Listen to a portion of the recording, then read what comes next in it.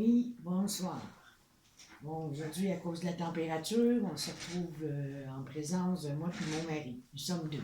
Mais dans la parole, il est dit que quand nous sommes deux ou trois, qui prions en son nom, Seigneur, tu es au milieu de nous. Alors, nous commençons. Nous avons vu dans la première partie comment un soldat, comment nous étions créés, corps, âme et esprit.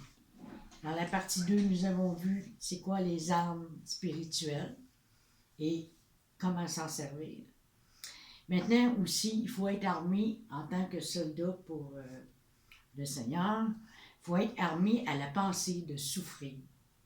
Parce que c'est sûr que quand on va à la guerre, il faut s'attendre à être blessé à quelque part. Il faut s'attendre à souffrir. Tout serviteur de Dieu doit être disposé à souffrir. Ainsi donc, Christ ayant souffert dans la chair, vous aussi armez-vous de la même pensée. Car celui qui a souffert dans la chair en a fini avec le péché, dans 1 Pierre 4:1. Nous allons aller voir dans 2 Timothée 2, les versets 3 à 7.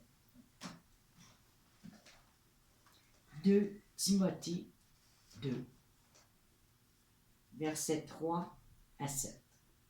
Je vais les lire. Souffre avec moi comme un bon soldat de Jésus-Christ.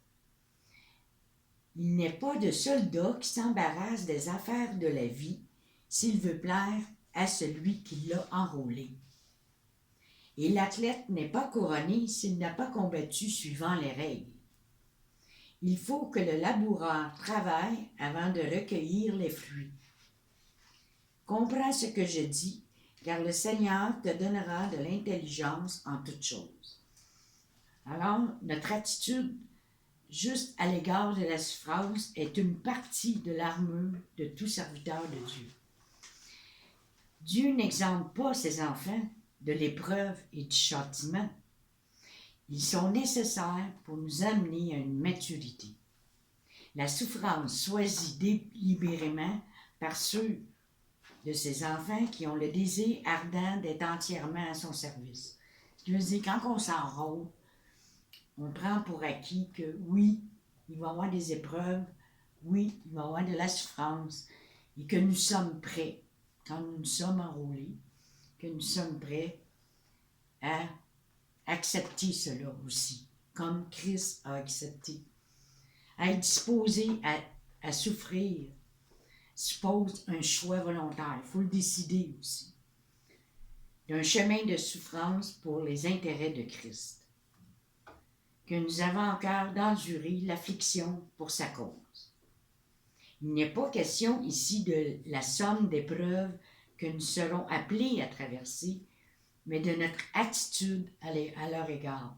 C'est comment on les prend, ces épreuves-là. Est-ce qu'on les prend comme une défaite? Est-ce qu'on les prend comme un gros fardeau et qu'on ne sera jamais capable de s'en sortir? Ou qu'on décide d'arrêter puis on se décourage? C'est ça, c'est notre réaction face aux épreuves, face aux souffrances de la vie que nous vivons, qui va déterminer qui nous sommes en tant que soldats. Nous l'acceptons comme une chose normale. Toutes les fois que l'épreuve se présente à nous, nous continuons tout droit notre route, même si ça ne va pas comme on voudrait, même si on y va avec les pleurs, oui, des fois on en arrive là, mais des fois on en a besoin, il faut arriver là justement pour comprendre certaines choses que Dieu veut nous faire comprendre à travers cela. Et si on regarde la vie de Jésus, il a appris à travers ses souffrances. Fait qu'il peut nous comprendre aussi quand nous passons à travers une épreuve. Il est avec nous. Ne l'oubliez pas qu'on n'est pas tout seul dans cette épreuve-là. Dieu est là pour nous supporter puis va nous donner des moyens de nous en sortir. Et si on regarde dans Hébreux 12, 1, 2, dans Hébreux 12, 1, 2, la persévérance au milieu des épreuves, c'est un exemple que Jésus-Christ nous a donné. C'est cet exemple-là qu'il faut suivre.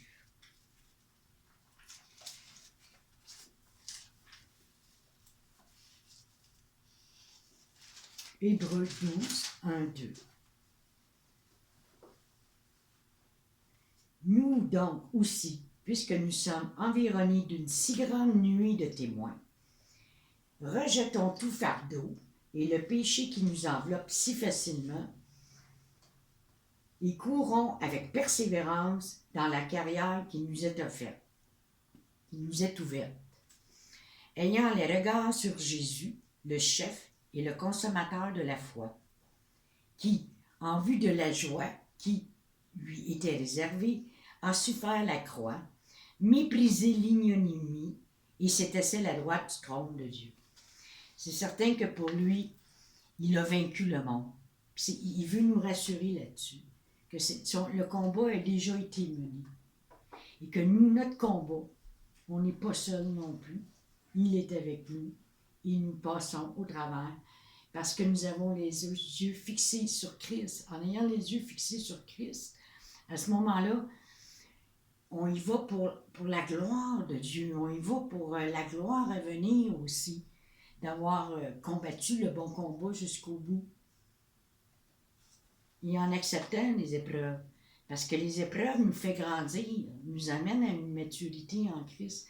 Et on est capable comment je pourrais dire, à force de comprendre le pourquoi la souffrance, nous l'avons, pourquoi nous vivons telle et telle chose, eh bien, quand nous le comprenons, mais nous savons que nous pouvons nous réjouir, parce que à chaque épreuve que nous passons et que nous traversons, c'est avec joie qu'on la termine. Parce que nous disons, merci Seigneur de m'avoir fait passer à travers cette épreuve. Ça m'a fait grandir, j'ai vu telle et telle chose dans ma vie, j'ai corrigé telle et telle chose. C'est toujours pour notre bien. C'est jamais pour le mal, en fin de compte. Il faut apprécier la valeur de la souffrance.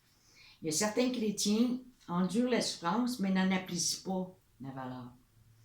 Ils la traversent sans gratitude envers le Seigneur, soupirant uniquement pour en être délivrés. Il y en a qui vont dire « Ah non, Seigneur, moi je ne veux pas aller là, je ne veux pas aller là, je ne veux pas vivre ça.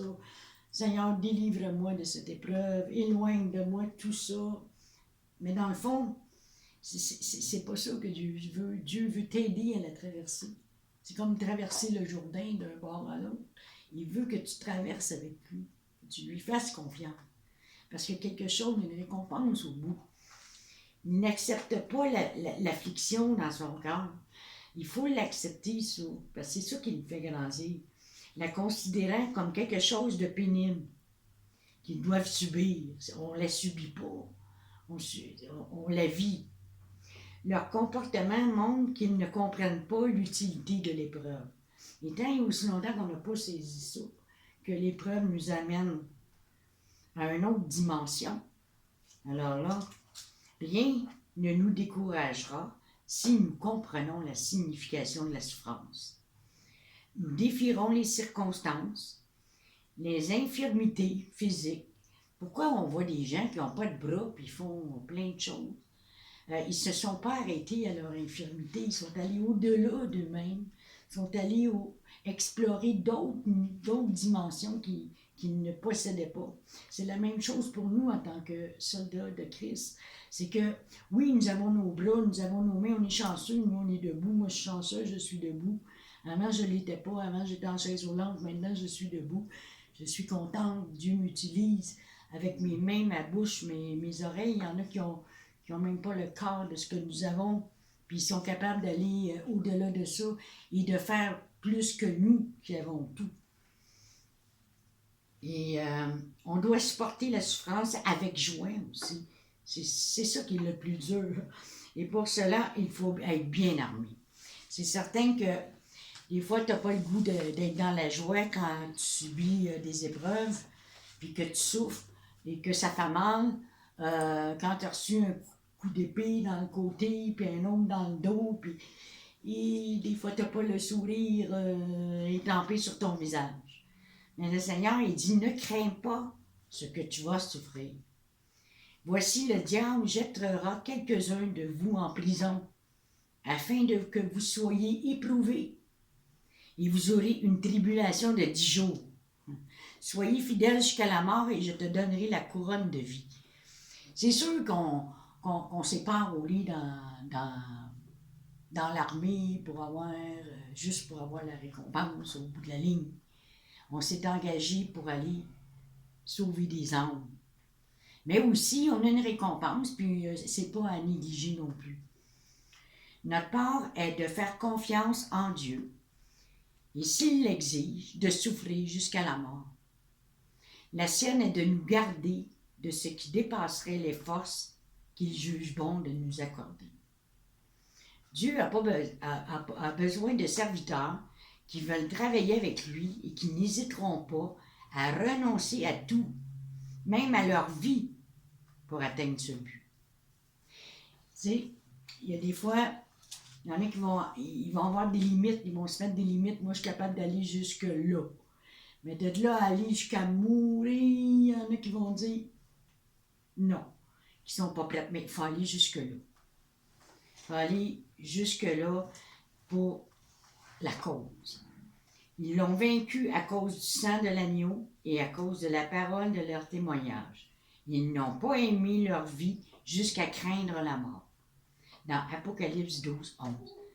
Pourquoi qu'on voit des gens qui sont persécutés, hein, qui ont la gorge tranchée, puis tout ça, puis ça loue. Ils louent le Seigneur. Il y avait un cas comme ça où une famille complète a été enterrée vivant. Hein? Les enfants ont été enterrés en premier, puis les parents louaient le Seigneur. Ça prend une grâce. C'est vraiment le Seigneur qui est avec nous dans ce moment-là pour être capable d'être dans cet état d'âme-là, parce que c'est la cause qui était le plus important. Si nous remplissons les mêmes conditions, les assauts que Satan dirigera contre nous seront vains. Il est incapable de vaincre quiconque est prêt à perdre sa propre vie. Il ne peut rien faire, il ne peut plus rien faire. Il y a une limite dans notre souffrance. Puisse-t-il ne point y en avoir à notre détermination de souffrir. Parce que s'il en existe une, tôt ou tard, Satan nous éliminera du combat. Il faut aller jusqu'au bout dans le combat. Ça ne veut pas dire nécessairement que c'est là où on va aller. Mais il y a possibilité que ça y aille jusqu'à la mort, parce que dans chaque combat, si on regarde dans l'armée terrestre, les gens qui vont au combat, on ne sait pas s'ils vont revenir en vie ou non, ou comment ils vont revenir, mais c'est un peu la même chose dans le spirituel aussi. Et cela de la part de Dieu, car il vous a été fait grâce par rapport à Christ, non seulement de croire en lui, mais encore de souffrir pour lui, en soutenant le même combat que vous m'avez vu soutenir et que vous apprenez maintenant que je soutiens. Ça, c'est Paul dans Philippiens 1, 29 à 30 qui dit cela. Fait que lui aussi a connu la souffrance. Lui aussi a eu des coups de fouet. Hein, il était emprisonné. Ça ne veut pas dire qu'on va être exempt de ça, nous, parce qu'on est dans un accident, là. Non, non, non. On peut aussi vivre ces choses-là. Aussi, nous glorifions-nous de vous dans les églises de Dieu à cause de votre persévérance et de votre foi au milieu de toutes vos persécutions et des tribulations que vous avez à supporter. C'est une preuve du juste jugement de Dieu pour que vous soyez jugés dignes du royaume de Dieu pour lequel vous souffrez. Dans 2 Timothée 4, 5. On va aller voir dans 1 Pierre 4, 12 à 16.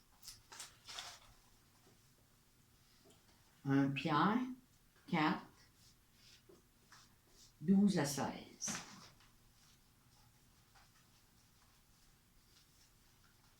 Bien-aimés, ne soyez pas surpris comme d'une chose étrange qui vous arrive de la fournaise qui est au milieu de vous pour vous éprouver. Réjouissez-vous au contraire de la part que vous avez aux souffrances de Christ, afin que vous soyez aussi dans la joie et dans l'allégresse lorsque sa gloire apparaîtra. Si vous êtes outragés pour le nom de Christ, vous êtes heureux, parce que l'Esprit de gloire, l'Esprit de Dieu repose en vous. que nul de vous, en effet, ne souffre comme meurtrier ou voleur ou malfaiteur ou comme s'ingérant dans les affaires d'autrui. C'est sûr que là, si vous faites ça, attendez-vous à avoir des coups. Mais si quelqu'un souffre comme chrétien, qu'il n'en ait point honte, et que plutôt il glorifie Dieu à cause de ce nom. Car c'est le moment où le jugement va commencer par la maison de Dieu. Or, si c'est par nous qu'il commence, quelle sera la fin pour ceux qui n'obéissent pas à l'évangile de Dieu? Et si le juste se sauve avec peine, que deviendront l'impie et le pécheur?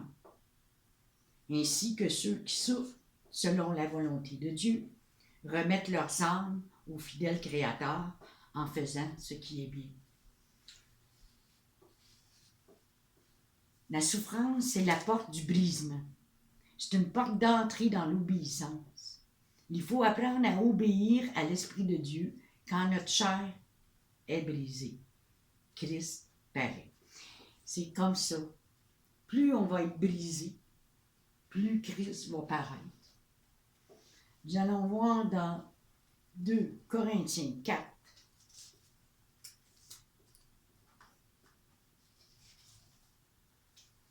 2 Corinthiens 4, versets 6 à 12 et 16 à 18. 2 Corinthiens 4, 6 à 12. Car Dieu qui a dit « La lumière brillera du sein des ténèbres » a fait briller la lumière dans nos cœurs pour faire resplendir la connaissance de la gloire de Dieu sur la face de Christ. Nous portons ce trésor dans des vases de terre, afin que cette grande puissance soit attribuée à Dieu et non pas à nous. Nous sommes pressés de toute manière, mais non réduits à l'extrémité, dans la détresse, mais non dans le désespoir, persécutés, mais non abandonnés, abattus, mais non perdus, portant toujours avec nous dans notre corps la mort de Jésus, afin que la vie de Jésus soit aussi manifestée dans notre corps. Car nous qui vivons, nous sommes sans cesse livrés à la mort, à cause de Jésus, afin que la vie de Jésus soit aussi manifestée dans notre chair mortelle. Ainsi, la mort agit en nous et la vie agit en vous. Et le verset 16 à 18, c'est pourquoi nous ne perdons pas courage. Et lors même que notre âme extérieure se détruit, notre âme intérieure se renouvelle de jour en jour. Car nos légères afflictions du moment présent produisent pour nous, au-delà de toute mesure, un poids éternel de gloire. Parce que nous regardons non point aux choses visibles, mais à celles qui sont invisibles. Car les choses visibles sont passagères et les invisibles sont éternelles. Il faut garder nos pensées et nos yeux sur Jésus-Christ. C'est ça, je dirais, la clé. L'ennemi n'a aucune puissance de rentrer dans le chemin de la victoire. Prenez l'exemple de Moïse qui a ouvert la mer pour faire passer le peuple. Mais lorsque l'ennemi a passé la mer, elle s'est refermée sur eux. L'ennemi sème une pensée dans notre pensée et regarde de l'extérieur ce que l'on va faire avec cela. La gardons-nous, cette pensée, ou la mettons-nous au pied de la croix? Dieu nous a appelés à vivre dans la liberté. Quand nous tournons nos yeux vers la croix, prenons autorité sur l'ennemi, car Christ a tout accompli à la croix. L'ennemi est vaincu et c'est ça qu'il faut saisir. Il est déjà vaincu. Le premier endroit que Satan attaque, c'est dans nos pensées. Si on ne mange pas de la bonne nourriture, on devient malade. C'est la même chose dans le spirituel.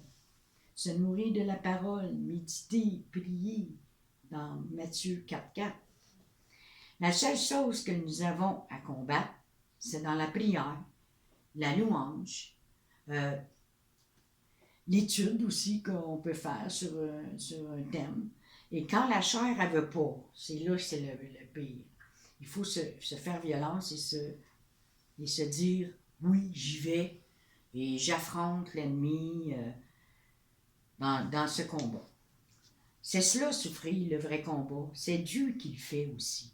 Il nous amène là, il nous donne le vouloir pour le faire aussi. Il nous amène aux endroits où nous sommes capables et où on comprend les choses de Christ. Il nous amène dans cette dimension-là, quand nous sommes dans la souffrance. Et il nous sort de notre zone de confortable. C'est sûr qu'il faut sortir de notre zone de confort. On ne peut pas rester assis dans le salon puis se dire oui, je combats. Non, il faut se lever, se préparer, marcher et avancer. Il faut agir. Il faut sortir de notre zone de confort, nous retrousser nos manches, puis passer à l'action. Le plan de Satan, c'est de nous voir défaits. Mais il n'a pas de pouvoir sur nous. C'est nous qui devons l'écraser sous nos pieds. Parce que Dieu l'a mis sous nos pieds. Puis il faut lui montrer qu'il est sous nos pieds. Il dit aux Juifs qui avaient cru en lui, si vous demeurez dans ma parole, vous êtes vraiment mes disciples. Vous connaîtrez la vérité et la vérité vous affranchira. Dans Jean 8, 31, 32.